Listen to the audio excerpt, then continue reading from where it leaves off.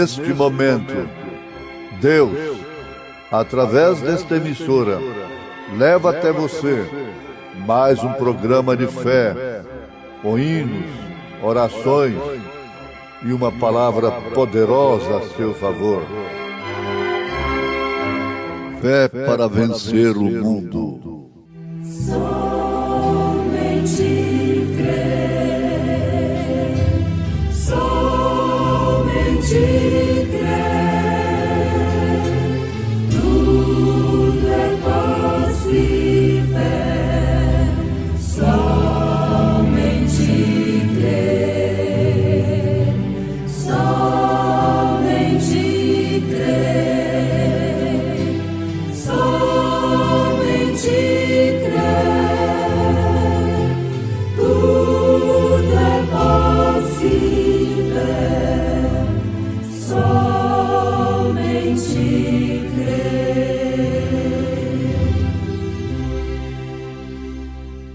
Como diz a Moisés: compadecer-me-ei de quem me compadecer, e terei misericórdia de quem eu tiver misericórdia.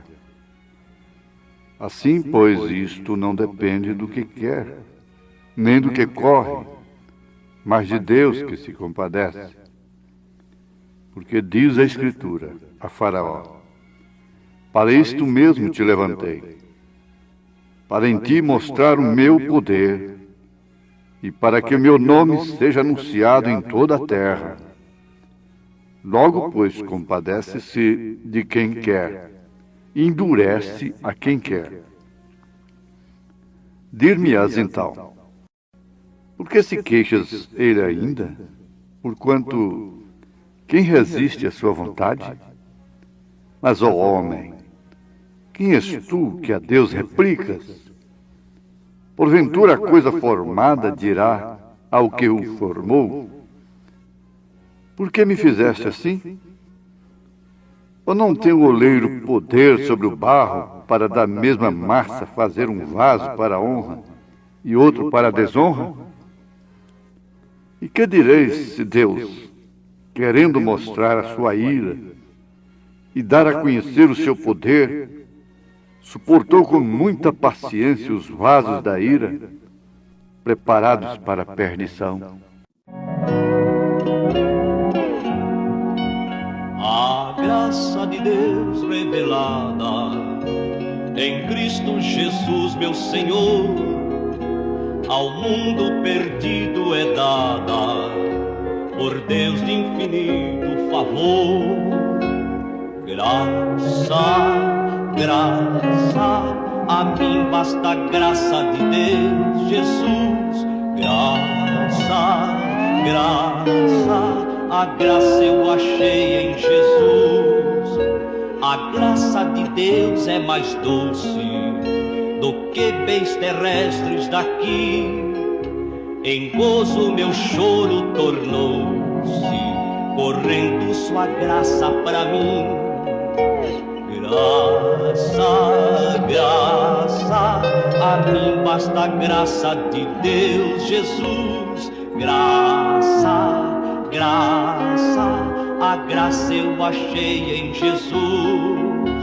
Mais alta que nuvem celeste, mais funda que o profundo mar, a fonte da vida fizeste, na qual nós podemos fartar.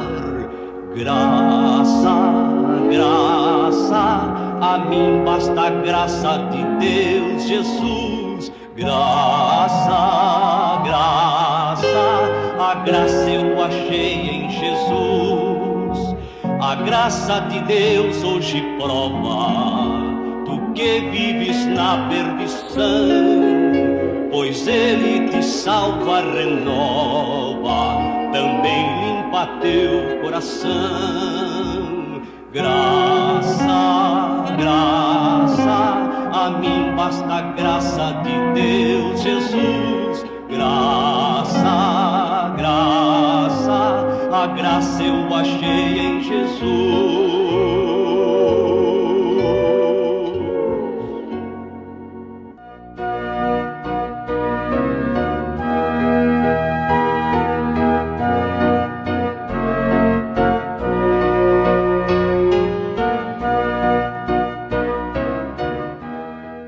Meus ouvintes, estamos mais uma vez em vossos receptores,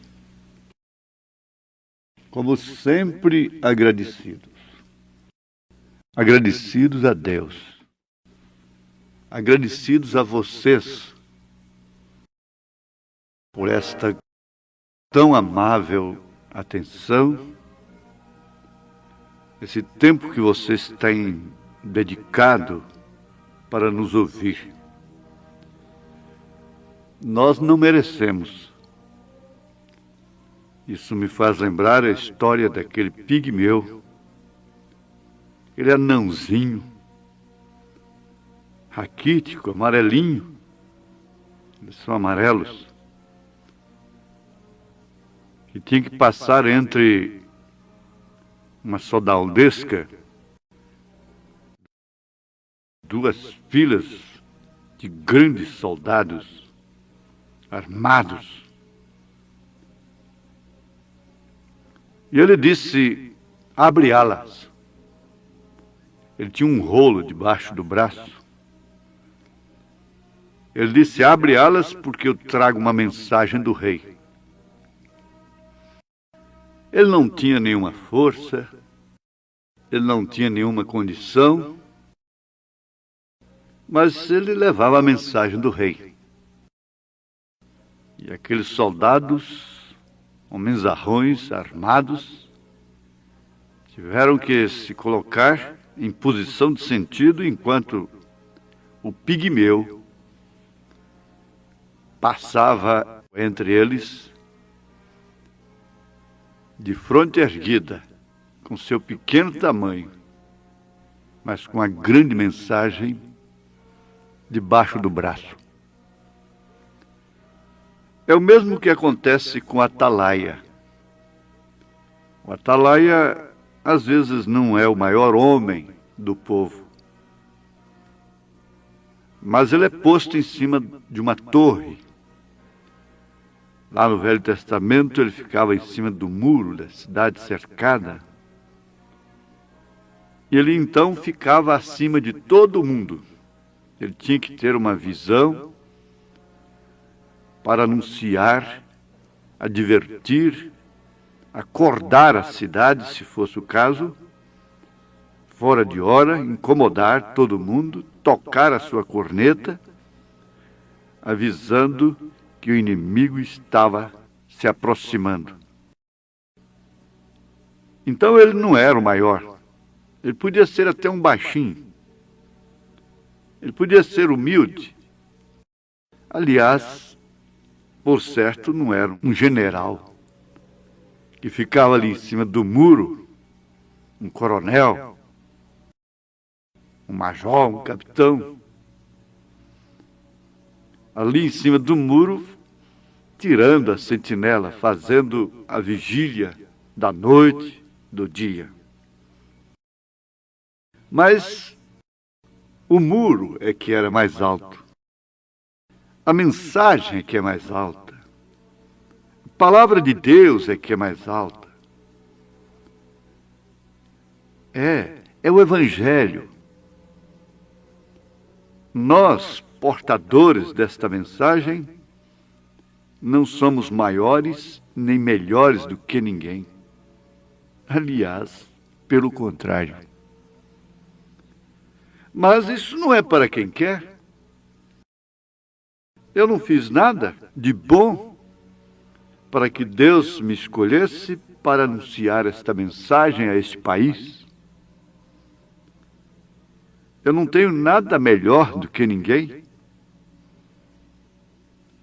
Muitas pessoas, ministros, os quais sempre admirei desde a minha infância, para mim, eles, sim, seriam dignos de propagarem, divulgarem esse alarido ao povo brasileiro. E por que não dizer até a outros países vizinhos e até mesmo africanos. Mas isto, conforme Paulo está acabando de dizer aqui em Romanos, capítulo 9, a partir do verso 15, não é para quem quer, não é para quem corre, mas é para quem Deus chama. É para quem Deus predestina. E, afinal, o próprio São Paulo diz que Deus amou a Jacó e aborreceu Esaú, mesmo antes de qualquer um deles fazer bem ou mal. E todo mundo sabe que Esaú tinha um porte muito mais digno, mais ético, mais bonito do que Jacó, que, para começar, o seu próprio nome já dizia que ele era um trapaceiro, para não falar mentiroso. Mas Deus amou a Jacó. Portanto, Deus tem me amado, tem amado você. Você não está ouvindo esta mensagem por acaso? E como vocês sabem, nós não estamos aqui fazendo proselitismo. Muito ao contrário. Para muitos, esta mensagem faz afugentar, espantar, impedir que as pessoas se aproximem de nós, porque ela não é uma mensagem, na verdade, assim, muito agradável aos ouvidos naturais. A razão e mesmo até a ética. Nunca uma mensagem de um profeta de Deus na Bíblia Sagrada obedeceu à ética. Nunca. Não vemos isto nas Escrituras. E a maneira que Deus usou os seus profetas e os seus apóstolos, incluindo São Paulo, nos mostra exatamente isto. Usou-os fazendo deles o fundamento da igreja, que por sua vez está edificada na revelação da palavra.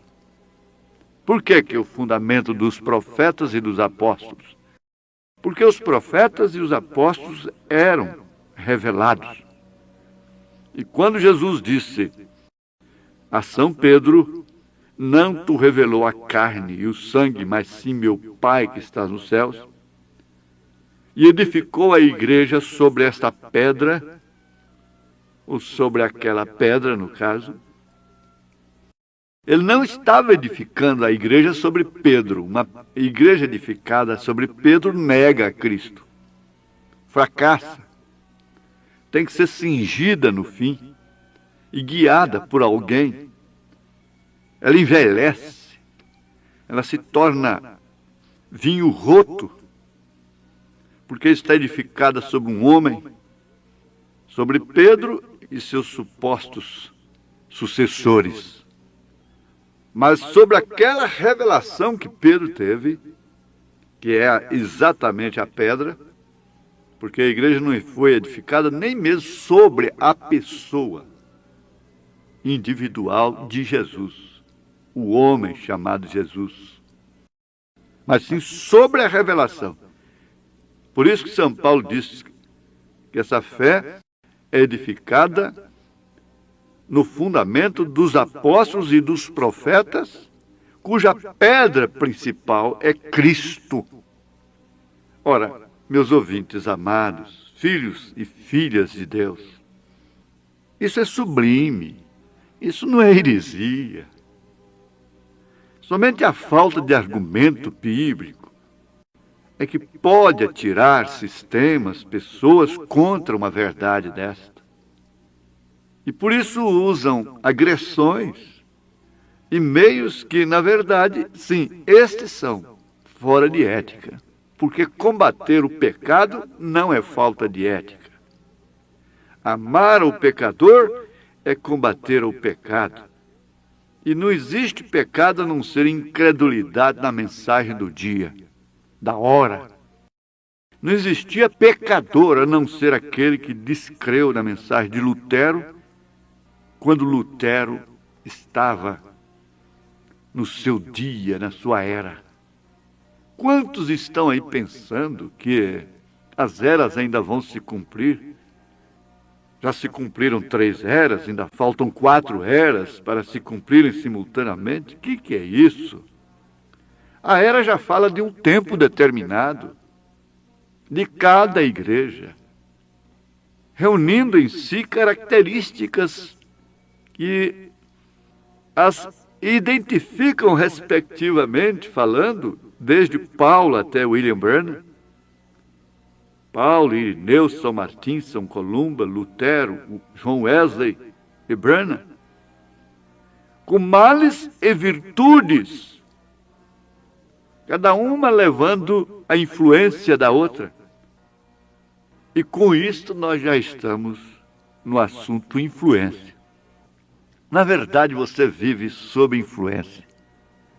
A igreja vive sob influência. Os jovens vivem sob influência. As crianças, os velhos, os governos. Todo mundo vive sob influência. Agora, que glória viver sob a influência apostólica. O batismo em nome do Senhor Jesus Cristo é uma influência apostólica. É uma obediência apostólica. É uma prática apostólica. É um exercício apostólico. É uma doutrina apostólica, portanto, profética pentecostal. Não existe pentecostal genuíno sem o batismo apostólico. Não existe pentecostal genuíno sem o batismo, sem a revelação profética. Isso está claro nas Escrituras. O bom senso cristão mostra isso, não carece ter uma revelação para ver isto. Os teólogos sustentam. Eu tenho gravação de vídeo, um grande teólogo brasileiro sustentando, começando a sua palavra em um grande debate entre líderes religiosos. Ele diz e afirma o que é uma grande verdade: ninguém pode basear uma doutrina bíblica em um texto isolado. E eu de cá disse para ele: reverendo, como que o senhor isola Mateus 28, 19 e faz dela uma doutrina trinitariana, um batismo trinitário, usando títulos e não nome? Me apanha uma concordância de Mateus 28, 19, na Bíblia Sagrada e na história até 300 anos depois de Cristo, até o Concílio de Nicéia. Me mostra. Eu desafio qualquer reverendo e gritarei para o mundo que eu sou falso. Me mostra na história e nas Escrituras um batismo em nome do Pai, do Filho e do Espírito Santo, baseado em um texto isolado. Isso começou em Nicéia, no Concílio Niceno, porque não partiu dali nenhuma revelação apostólica. A revelação, a chave que Pedro usou, não está com um molho de chave lá em cima no céu. Isso é superstição, isso é paganismo. Ele usou essa chave lá em Jerusalém, quando em Atos dos Apóstolos, capítulo 2, verso 37, depois de um sermão sem chamada de altar, um sermão de 15 minutos, o sermão de Pedro era falando: nós foi, nós vai, nós ficou aqui. Era sem letra, analfabeto, pescador. Quase 3.000 almas se converteram, se compungiram e perguntaram aos apóstolos: que faremos, varões e irmãos? Você ouve todos os dias 30 minutos de uma mensagem. Ouve o evangelho, às vezes, o dia inteiro numa emissora. E não se compunge, porque a coisa está saturada. O que é que está faltando? Está faltando vinho nessa mensagem?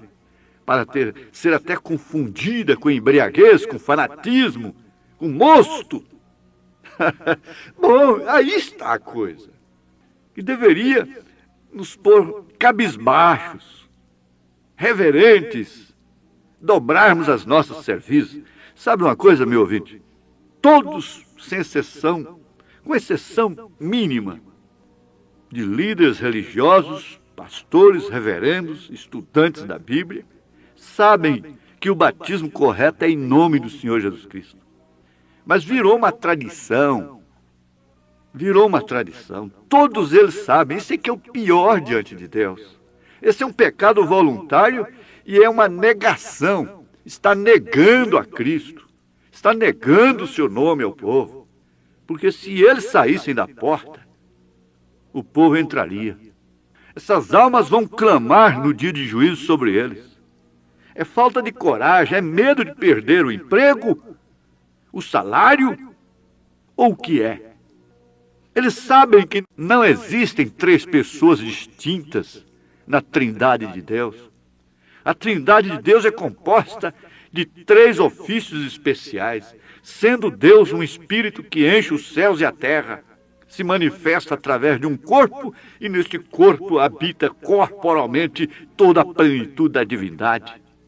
Eles sabem que o Filho unigênito que estava no seio do Pai, que é Espírito, o Espírito não é pessoa, não tem ossos, não pode ser visto.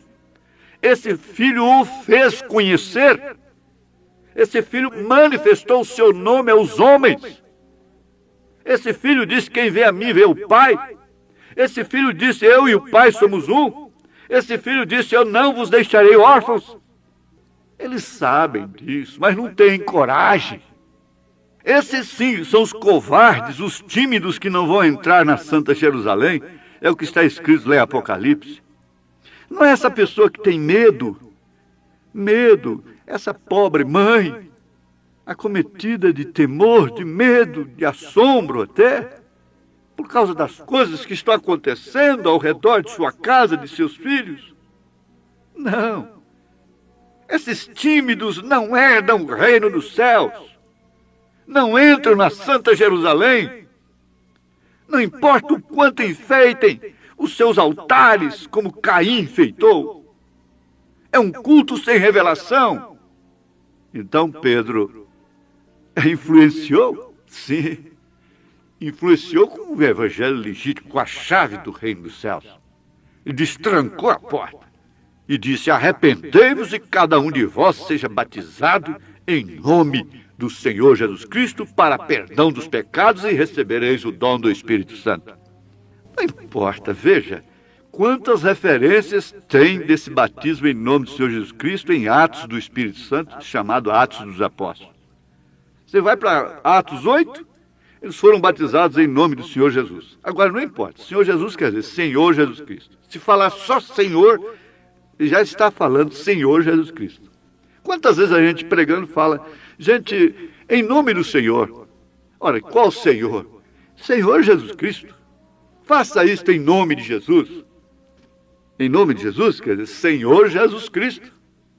Agora você pega Atos 2:38, você pega Atos 8, eu não cito de cor, pega Atos dos Apóstolos capítulo 10, Atos dos Apóstolos capítulo 19, 22, vai lendo. Peça de graça o folheto nosso, de volta à palavra original, compare com a sua Bíblia e depois queime, jogue fora. Diga: isso é falso. Você vai ter que queimar com ele a sua Bíblia junto. Para queimá-lo, você vai ter que queimar a Bíblia também. Isso é convicção. O homem que está falando é o menor de todos, mas o muro é o mais alto. O rolo está debaixo, é um pigmeu. Não tem condição. Mas a mensagem do rei está debaixo do braço. Dá licença, abre ala. Essa é a verdade, de ocupar o tempo do povo para contar a historinha de Jesus. E cutucar o leão com vara curta, daqui, pula dali, pula de lá, para dizer que está pregando contra o pecado, vai prestar conta também desse dinheiro no dia de juízo. Não devemos aplicar o nosso dinheiro com aquilo que não é pão. Nós não temos que botar programa no rádio para ficarmos dando água doce para o povo. Nós temos que aproveitar essa oportunidade, porque não sabemos se amanhã ela ainda estará a seu alcance.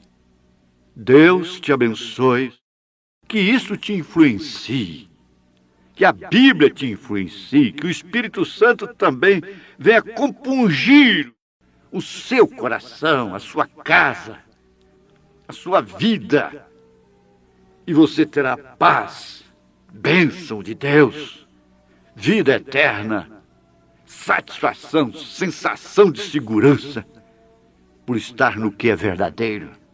Deus te abençoe, sob essa influência, em nome de Jesus Cristo. Amém.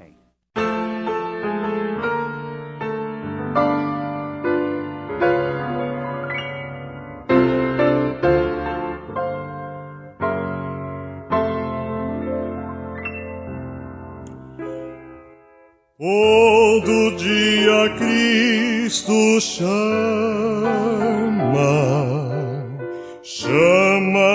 por seu amor. Dá-me tua vida em serviço, terás gozo no Senhor. A Jesus pertenço eu hoje, Ele pertence a mim. Esse Salvador amável teve numa cruz seu fim. Agradar-lhe eu quero sempre, grande amigo na aflição. Hoje e sempre, enquanto eu vivo,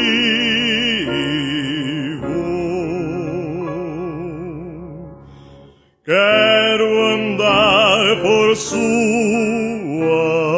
mão.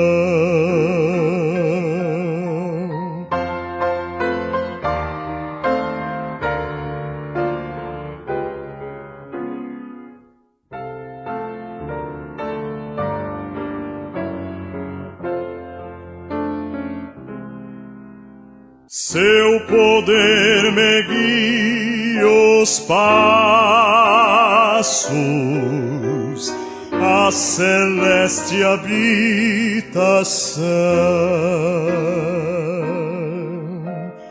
onde o Redentor dar-me o abraço com amor e emoção. A Jesus pertenço eu hoje, Ele me pertence a mim. Esse Salvador amável teve numa cruz seu fim.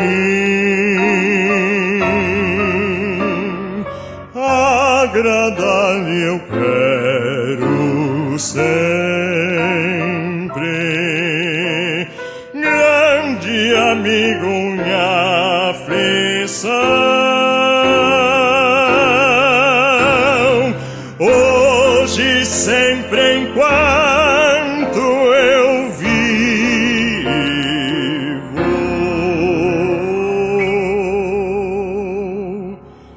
quero andar por sua